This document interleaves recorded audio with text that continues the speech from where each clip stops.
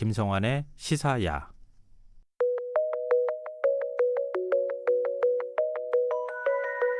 문경수의 우주로 가는 밤.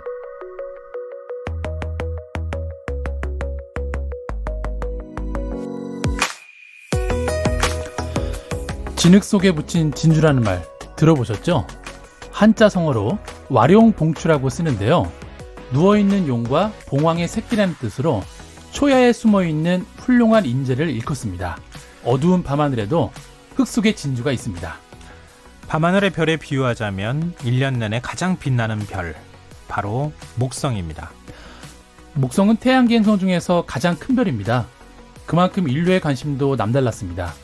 갈릴레오 시절부터 최근까지도 목성의 신비를 풀어내려는 인류의 도전은 계속 이어지고 있습니다.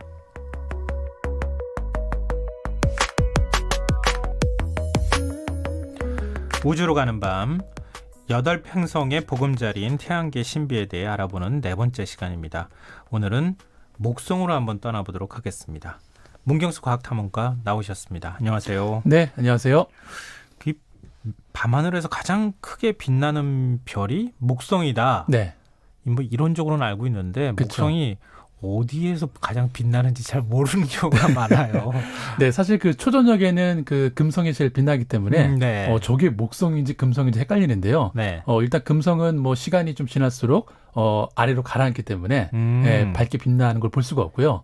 그래서 어쨌든 뭐 9시 이후에 밤하늘에서 가장 밝은 별이다. 그러면 그게 목성이다. 라고 생각하시면 됩니다. 어느 쪽에 떠 있는 거예요? 보통 잠시만 보자. 여기서 보면은 약간 북쪽이랑 동쪽, 네, 그쪽에 북동쪽 있는 쪽이에요. 네, 점점 좀 미치는 움직이긴 하죠.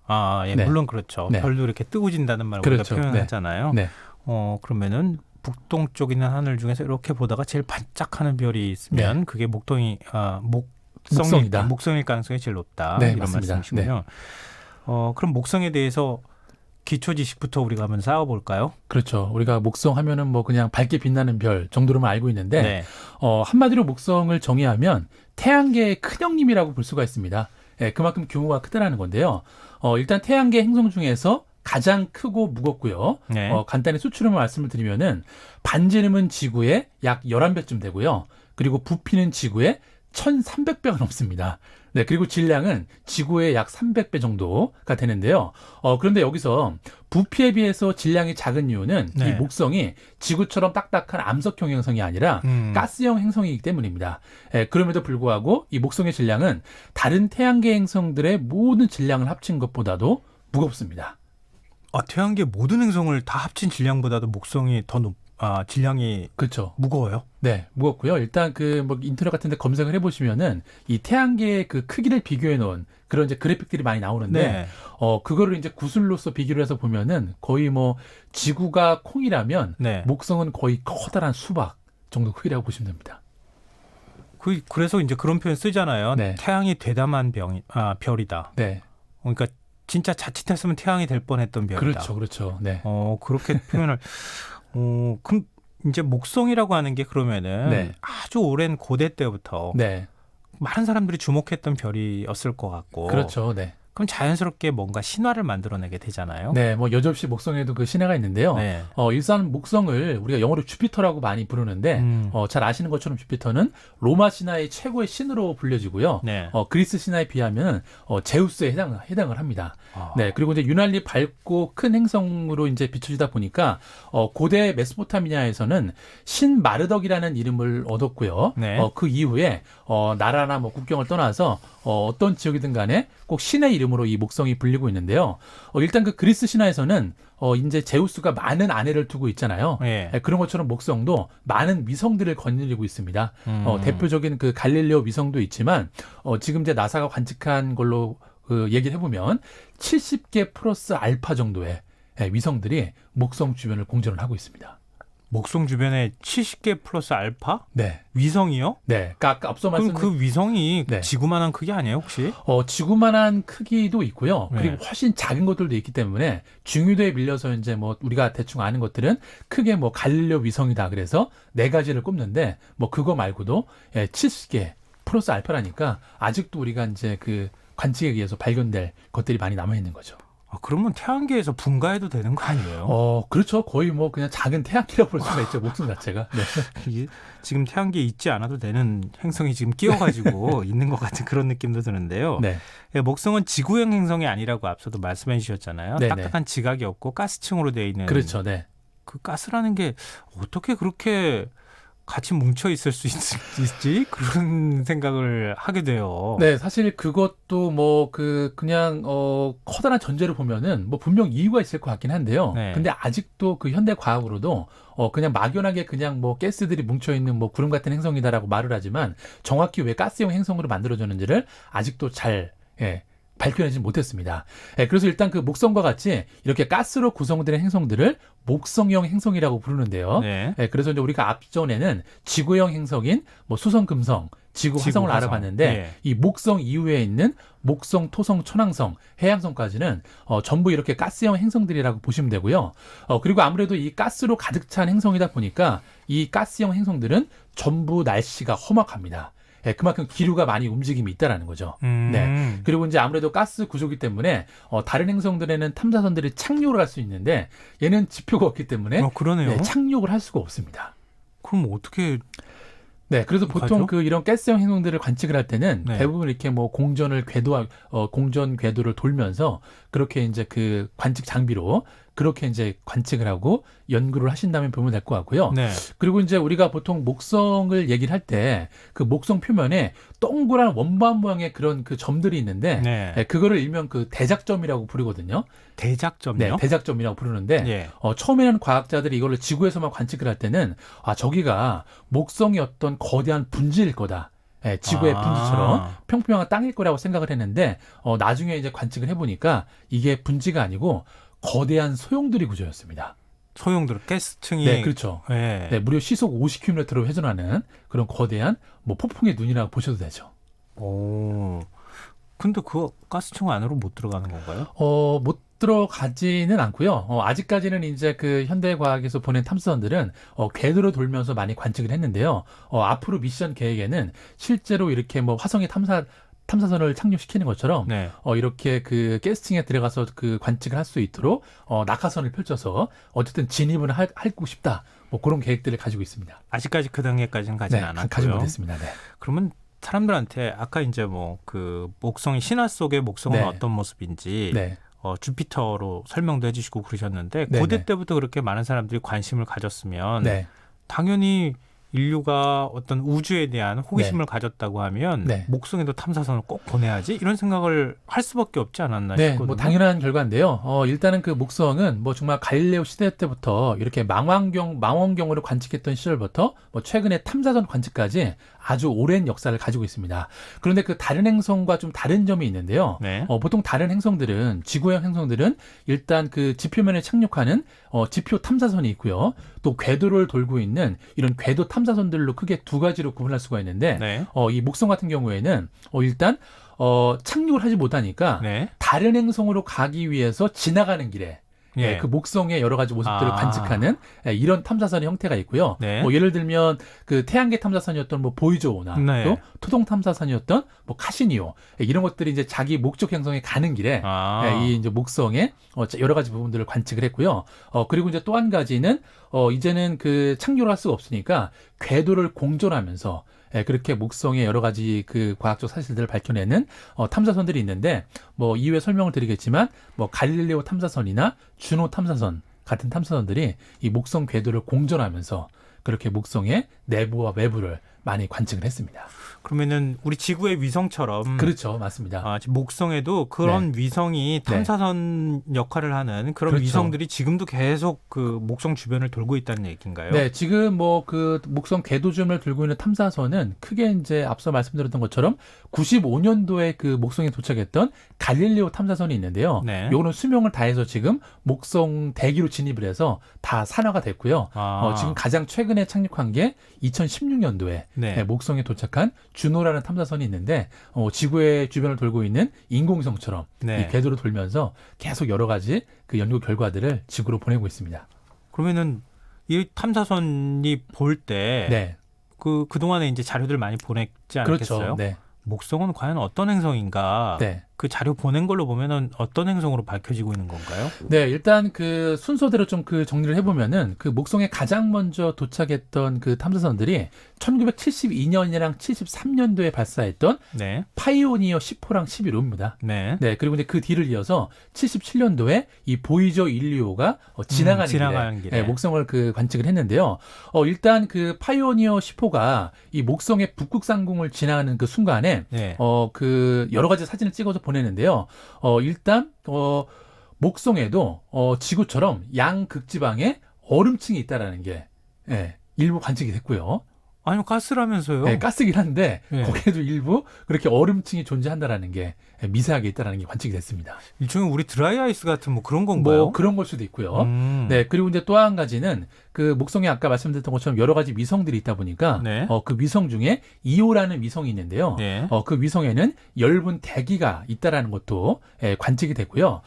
그리고 이제 무엇보다도 가장 큰 성과는 뭐냐면 이 보이저 1, 2호가 그 목성을 지나가면서 네. 촬영한 사진을 지구로 보내왔는데 놀랍게도 목성의 주변에도 토성 같은 고리가 있다라는 게 발견이 됐습니다. 목성에 지금 토성만 골이 있다고 그러지 않았나요? 그렇죠. 일단 토성에 있는 고리는 워낙 규모가 크기 때문에 네. 우리가 이제 작은 그 망원경으로 볼 때도 고리가 선명해 보이는데요. 목성은 그렇게 그 토성의 고리처럼 규모가 크진 않습니다. 네. 되게 얇기는 한데 하지만 그래도 목성에도 고리가 있다는 게 밝혀졌고요. 그 이후에 조금 더 정밀하게 관측을 해보니까 네. 무려 4개의 고리가 이 목성 주변을 띠를 이루고 있다는 게 밝혀졌습니다. 제가 잘못 알고 있는지 모르겠는데 네. 토성 같은 경우에는 얼음 조각이나 뭐 이런 것들이 그렇죠, 있다고 맞습니다. 그 띠가 그렇게 네, 해서 생긴 맞습니다. 거라고 네. 들었거든요. 네, 목성도 마찬가지죠. 아, 목성도 똑같아요? 네, 아무래도 이제 목성 같은 경우에도 워낙 그 행성이 크다 보니까 네. 중력이 힘이 세겠죠. 네, 그리고 목성 어마어마하게 주변을 세겠죠. 지나가는 그런 해성들이 목성의 중력에 이끌려서 그렇게 목성에 부딪혀서 깨진 파편들이 그렇게 얇게나마 그렇게 띠를 이루고 있는 모습이 밝혀졌고요. 네.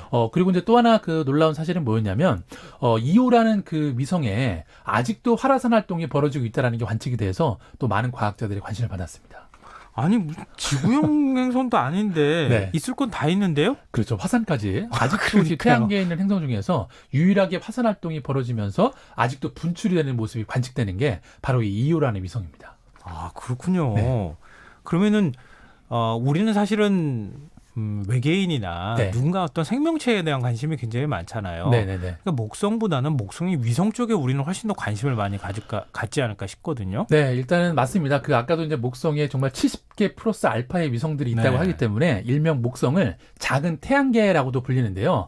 일단 그 목성 주위로 수많은 위성들이 그 돌기 때문에 그런 이제 그 명칭이 붙여진 건데 사실 이렇게 목성의 위성을 처음 찾아낸 사람은 바로 그 이탈리아의 천문학자였던 갈릴레이 갈릴레오가 그 망원경을 통해서 처음으로 관측을 했고요. 저게 그냥 독립된 행성이 아니라 목성의 위성이다라는 걸 이제 최초로 이제 명명을 했는데 네. 그래서 그 위성이 대표적인 게 이오 그리고 유로파, 가니메데, 칼리토스라는 그 위성들이 이제 갈릴레오 위성이라고 부르는데요. 예. 앞서 말씀하신 것처럼 아무래도 이제 목성의 위성에도 그 생명체가 있을 가능성이 높다라는 그런 관측 결과가 많이 나오고 있는데요. 네. 이 위성 중에서 특히 유로파라는 위성에는 네. 이 지각이 얼음층으로 돼 있고 그 지각 밑에 많은 양의 물이 있을 거라고 추정을 하고 있기 때문에 지금 외계 생명체 발견에 화성 다음으로 주목을 받고 있는 위성이라고 보시면 됩니다. 그러면은 화성보다도 훨씬 더 관심을 가져야 될 행성이 되겠네요. 그렇죠. 지구형 행성은 아니지만 일단 네. 물이 존재한다는 거는 생명체가 존재하기 위한 최소한의 조건이 충족이 된 거기 때문에 훨씬 더 근접하다고 볼 수가 있죠. 근데 그 유로파는 네. 지각은 없는 거예요? 지각은 있는데 그 지각이 얼음층으로 되어 있다고 합니다. 딱딱한 돌이나 그런 암석으로 되는 게 아니고 그렇기 때문에 더 확률이 높아지는 거죠. 근데 아직 거기까지 탐사를 다 해보지는 못했죠. 네, 아직 탐사를 해보진 못했는데 그 나사가 이제 계획을 세우고 있는데요. 일단은 그 얼음층에 들어가려면 뭔가 드릴 같은 걸로 뚫어야 되잖아요. 그렇죠. 그래서 1차적으로는 착륙을 시켜서 그 드릴이 나와서 그 얼음층을 뚫고 들어가서 그 물속에 그 탐사선이 들어가면 그때 이 탐사선이 또 자그마한 잠수함 탐사선을 보내서 그 목성 내부에 있는 그 물을 한번 조사해보겠다. 이런 플랜까지 나와 있습니다. 상상은 굉장히 좋은데 실제로 현실이 되기까지도 굉장히 어렵지 않을까 네, 생각이 맞습니다. 드는데요. 또 목성을 또 유명하게 만든 사건이 있었다면서요? 무슨 네, 충돌 사건이라고요? 네, 맞습니다. 그 1994년에 그 슈메이커 레비라는 혜성이 초속 60km 속도로 목성에 정면 충돌을 했는데요. 네. 아무래도 그 목성에 혜성이 충돌하는 그 규모가 작기 때문에 이렇게 육안으로 관측 가능한 게 처음이었기 때문에 당시에 전 세계 천문학계가 아주 열광을 했었는데요. 네. 그런데 그 기대에 부응이라도 한 것처럼 그 혜성이 목성에 많이 충돌을 했는데 그 당시 충돌했던 했던 흔적이 예. 크기가 거의 지구 크기만 합니다. 와. 네, 그래서 만약에 그게 목성에 충돌하지 않고 목성의 중력이 약해서 목성을 비껴나가서 지구 쪽으로 향했다라면 뭐 상상하면 정말 아찔하죠. 그 흔적이 지금도 남아 있는 건 아니겠죠? 지금도 남아 있습니다. 예, 지금도 남아 있고요. 그 당시 이 슈메이커 위성을 관측을 할 때 뭐 허블 망원경이나 여러 가지 커다란 망원경이 동원이 됐는데 당시 우리나라에 있는 이 보현산 천문대에서도 이때 관측을 했었는데요. 그 슈메이커 위성의 9번째 충돌을 이 보현산 천문대가 성공적으로 관측을 했습니다. 저는 가스층으로 돼 있다 그래가지고 네. 무슨 이렇게 솜사탕에 뭐 이렇게 푹 그렇죠. 가듯이 이렇게 들어가서 그냥 흔적이 별로 없을 것 같은데. 네. 굉장히 좀 신비하다 그래야 되나요? 그렇죠. 워낙 규모가 컸고요. 네.